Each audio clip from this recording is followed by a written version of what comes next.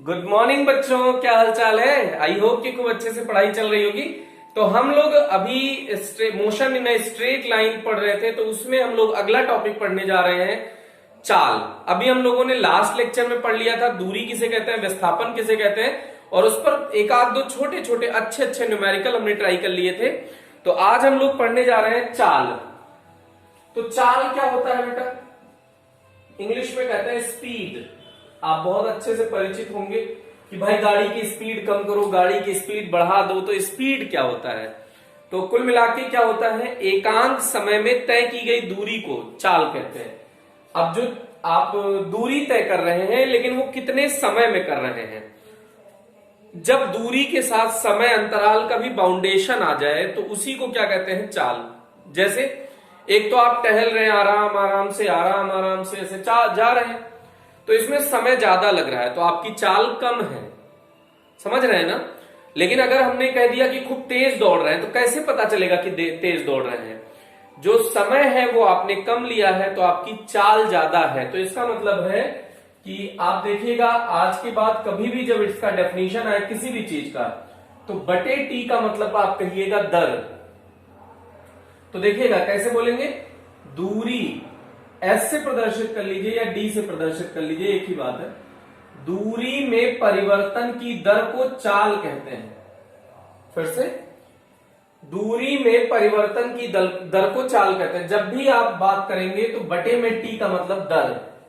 तो ये दूरी के साथ, दूरी का समय के साथ परिवर्तन क्या कहलाता है, चाल कहलाता है। तो या एकांक समय में तय की गई दूरी को चाल कहते हैं, ऐसे भी बोल सकते हैं। अगर टी का मान 1 ले लिया जाए तो एकांक समय में तय की गई दूरी को, ये एस क्या है, दूरी को चाल कहते हैं। तो ये हो गया चाल की परिभाषा। ठीक, अब इसके बाद बात आती है, हम लोग बात करेंगे औसत चाल किसे कहते हैं। तो अगर आपने चाल समझ लिया तो हम लोग पढ़ने जा रहे हैं अगला टॉपिक, औसत चाल, एवरेज स्पीड। एवरेज स्पीड क्या होता है बेटा, किसी कण द्वारा तय की गई कुल दूरी, किसी कण द्वारा तय की गई कुल दूरी। ये डेल्टा एस का मतलब कि प्रारंभिक स्थिति से अंतिम स्थिति में कितना परिवर्तन हुआ है। तो ये डेल्टा यहां परिवर्तन को प्रदर्शित करता है। डेल्टा किसको प्रदर्शित करता है, मान लो कि पहले कोई कण यहां था, फिर यहां चला गया S2 पर, S1 से कहां चला गया, S2 पर। तो डेल्टा एस क्या हो जाएगा, परिवर्तन S1 माइनस S2 या S2 माइनस S1, ये इसके परिवर्तन को प्रदर्शित करता है। तो किसी कण द्वारा तय की गई दूरी में लगे कुल समय के अनुपात को औसत चाल कहते हैं, तो V एवरेज। फिर से, किसी कण द्वारा तय की गई कुल दूरी में लगे कुल समय के अनुपात को औसत चाल कहते हैं। अच्छा, ये चाल कैसी राशि है बेटा, अदिश राशि है, क्योंकि दूरी अदिश राशि थी तो चाल भी अदिश राशि है। तो ये V एवरेज का फॉर्मूला हो गया। ये V यहां पे वेग नहीं है, चाल है। अब यहां पे औसत चाल हो गया। अब हम लोग इसे भी पढ़ने जा रहे हैं, तात्क्षणिक चाल।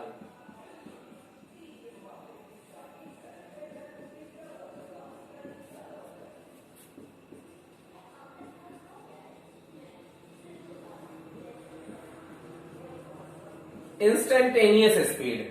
ये इंस्टेंटेनियस स्पीड क्या होती है, जैसे आपने कभी कभी मूवी में देखा होगा कि जब कोई स्टेज शो हो रहा होता है तो कोई हीरो एंट्री मारता है तो चिक चिक चिक चिक चिक चिक ढेर सारे कैमरे उसकी फोटो खींचते हैं।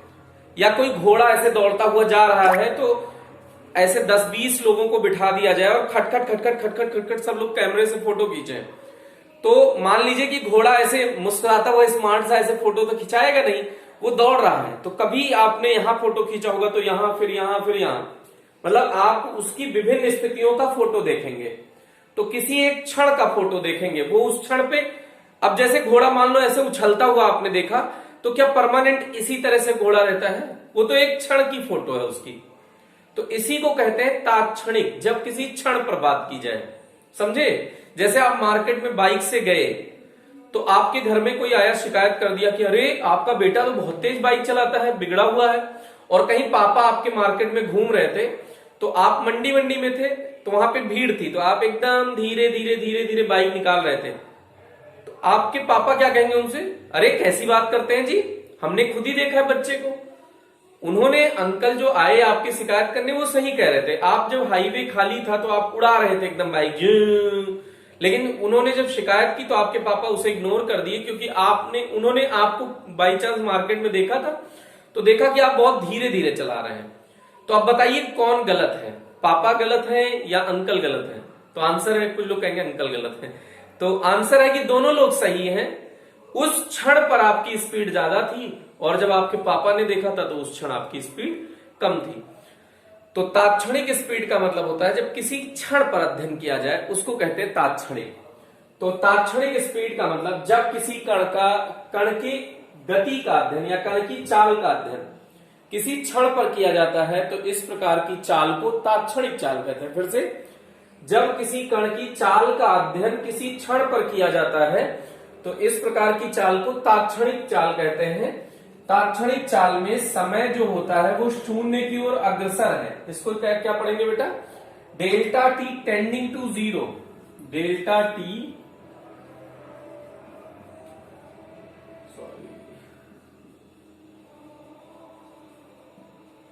Tending to zero, delta t tending to zero Hindi में कैसे बोलेंगे? डेल्टा टी शून्य की ओर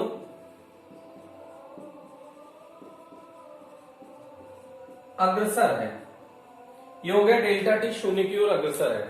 तो आप इसको समझने की कोशिश करिएगा, delta t tending to zero, इसका मतलब है जो ये औसत था, औसत भी क्या होता है बेटा? कभी आप तेज चले कभी धीमे चले तो उसका कुल मिला के जो कुल आपने दूरी तय की है उसमें कितना समय लगा है उसी को कहते हैं औसत। अगर अनुपात निकाल देते हैं, जैसे आप मान लीजिए कि यहां से जयपुर जाते हैं, आपको 2 घंटे लगे,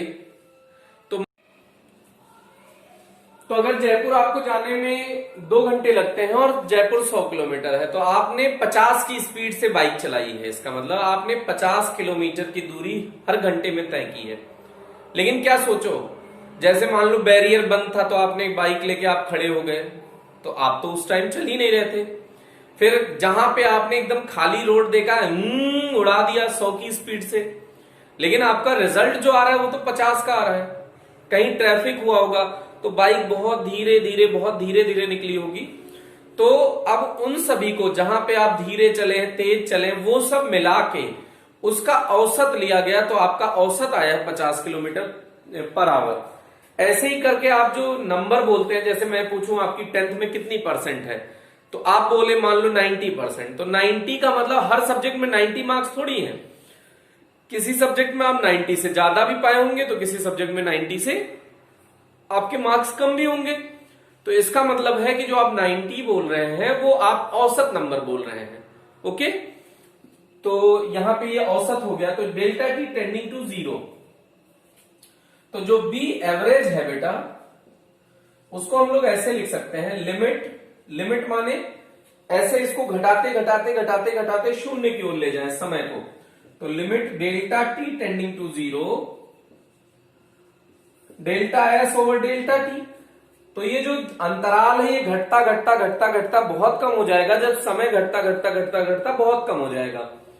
तो ये जो डेल्टा है वो किसमें कन्वर्ट हो जाता है बेटा? डी में। तो डीएस ओवर डीटी, तो ये हो गया वी इंस्टेंटेनियस।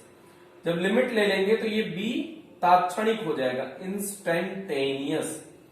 तो v instantaneous ds over dt, तो इसी को हम लोग सीधे v equals ds over dt बोलने लग जाते हैं। ओके, तो ये हो गया तात्क्षणिक चाल। इन सबको जल्दी से वीडियो पॉज करके आप नोट कर लीजिएगा। फिर हम लोग अगला टॉपिक पे चर्चा कर रहे हैं, चाल वेग। जैसे यहां पे आपने चाल में 3 टाइप के चाल पढ़े, तो ऐसे ही वेग में भी हम लोग 3 टाइप का वेग पढ़ेंगे।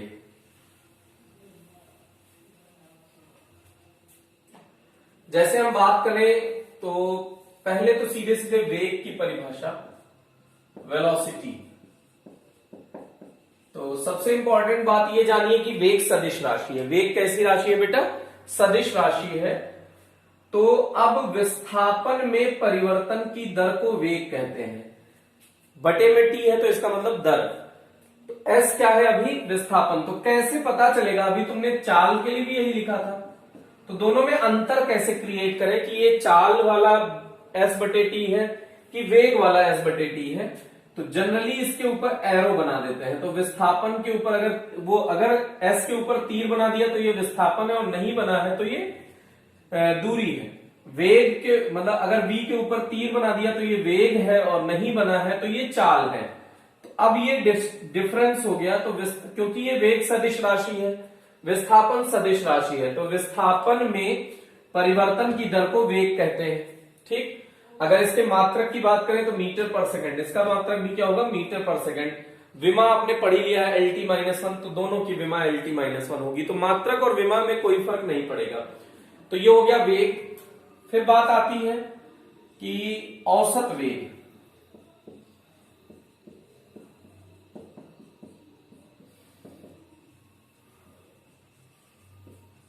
Average velocity. एवरेज वेलोसिटी क्या है? v average equals delta s over delta t.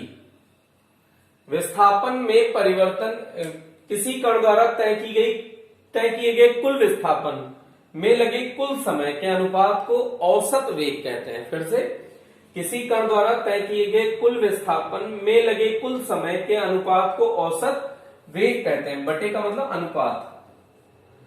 तो ये हो गया औसत वेग। फिर अब बात आती है तात्क्षणिक वेग।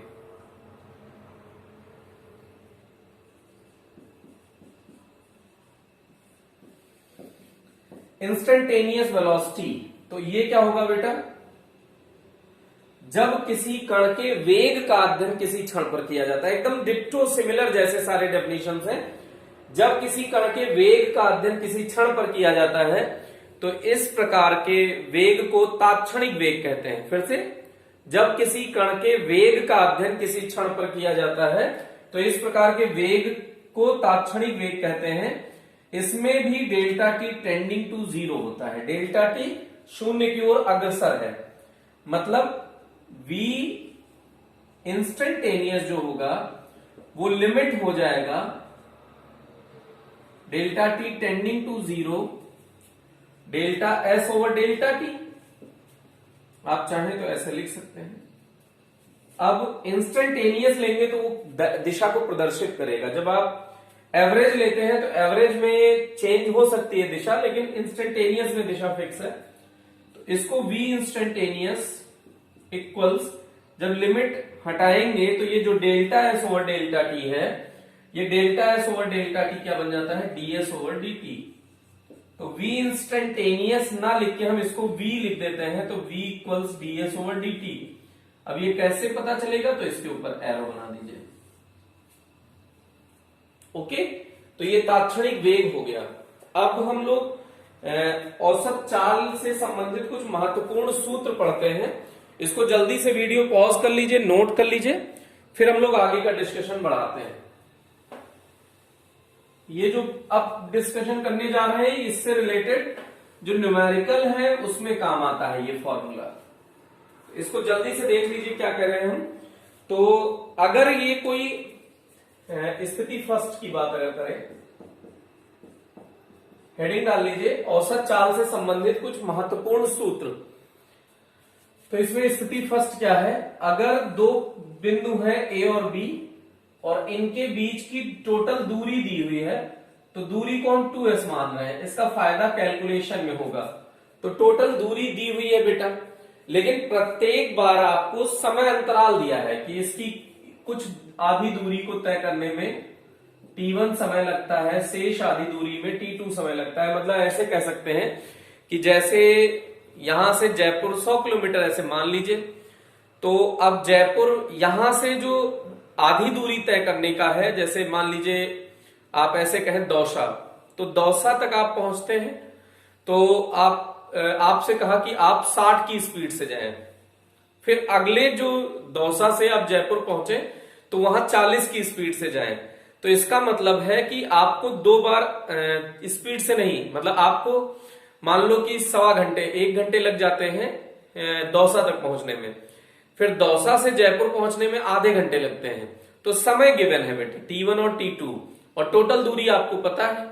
तो औसत चाल कैसे निकालेंगे? तो औसत चाल का सूत्र आपने अभी भी पढ़ा है। औसत चाल का फॉर्मूला होता है कुल दूरी और लगा कुल समय।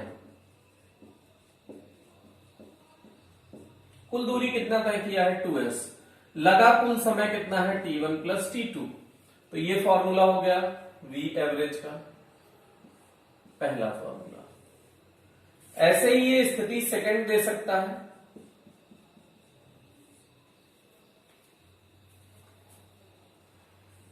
मान लीजिए कि ये दूरी अभी भी इन्होंने दे रखी है कि 2s है और प्रथम आधी दूरी v1 वेग से, शेष आधी दूरी v2 वेग से आप चलते हैं। जैसे हमने कहा यहां से दौसा तक चले जाइए 60 की स्पीड से, फिर दौसा से जयपुर चले जाइए 40 की स्पीड से, तो आप कितने टाइम में पहुंच जाएंगे? या आपका औसत वेग जो है वो कितना होगा, औसत चाल कितना होगा, तो उसी का कैलकुलेशन। तो फिर से वही फॉर्मूला,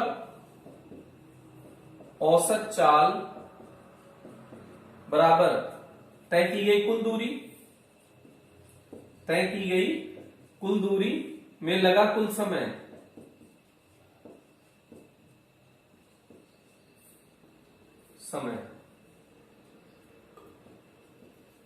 तो तय की गई कुल दूरी तो पता है सीधे सीधे 2s है, समय तो पता ही नहीं है। तो समय बराबर यहां से यहां तक की दूरी s है। अगर ये टोटल दूरी 2s है तो आधी दूरी कितनी हो जाएगी s, शेष आधी दूरी कितनी हो जाएगी s। तो दूरी पता है, चाल पता है, तो समय बराबर होता है, समय बराबर दूरी बटे चाल। तो दूरी कितनी है बेटा s, आधी दूरी s और चाल कितना है v1 प्लस शेष आधी दूरी s और चाल है v2। अब इसको ऐसे रहने दीजिए। अब यहां से s कॉमन हो रहा है तो s अगर कॉमन ले लेंगे तो ये बचा 1/v1 प्लस 1/v2। s से s कैंसिल आउट हो जाएगा तो 2 बचा है। अब v1 v2 ऐसे भी आप छोड़ सकते हैं, v1 v2 एलसीएम ले लीजिए। तो v1 v2 जब एलसीएम लेंगे तो ये हो गया v1 प्लस v2। अब सबसे नीचे वाला पलट के ऊपर चला जाएगा तो औसत चाल का एक फॉर्मूला और आ गया, v एवरेज 2v1 v2 बटे में v1 प्लस v2। इसको वीडियो पॉज करके दोनों स्थितियां आप पहले नोट करें, जल्दी से वीडियो पॉज करें बेटा।